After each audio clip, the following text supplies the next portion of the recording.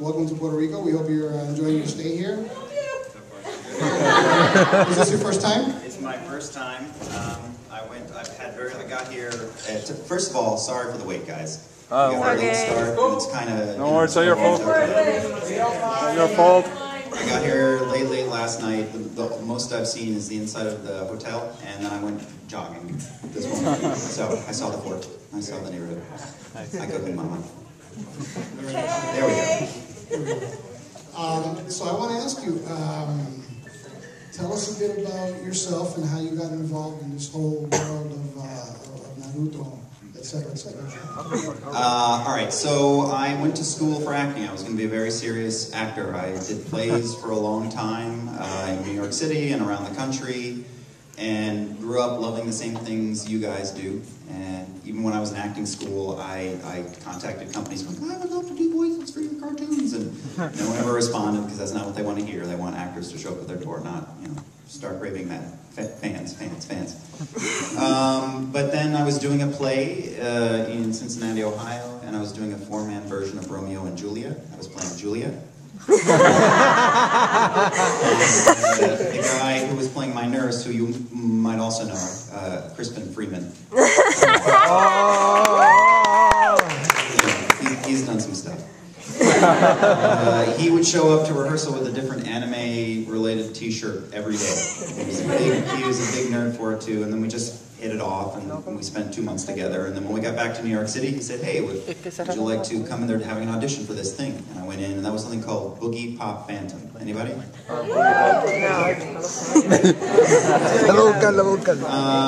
I was lucky to land a juicy role instead of just, clerk. Hey, how are you doing, sir? Which is how you usually get broken in. I got a nice, juicy, pervy part.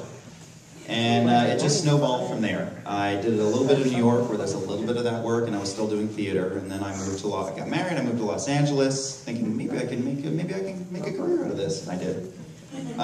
So I did it for a couple of years, and then someone said, "Hey, you've got a good head on your shoulders. Do you want to try writing the English scripts for these?" And I, do you know how? And I lied and said yes. And then they said, "Hey, you've got a good head on your shoulders. Do you want to try directing the other actors?" And again, lied and said I knew exactly what I was doing. That led to, so I voice acted in animation and in games. I do commercial work now. I've adapted probably 200 episodes of anime for an English. That doesn't mean I speak Japanese. It just means I got a raw translation that sounded like, "I will kill you with a sword now." And made it sound good and match the flapping of the mouths, right? And I direct for games now too. Most recently, Resident Evil Operation Raccoon City. Oh yeah! Another game which I can't talk about, but I spent most of the last year working on. I directed the VO for Resident Evil 5, other stuff. So that's how I got in. And I'm a geek. I was a geek. I am a geek. I beat the man. I wear a T-shirt to work, and I pretend to be, demons and or females. What? robots. So let me ask you, you said that you set out to be a serious Here's a quotation mark. Serious.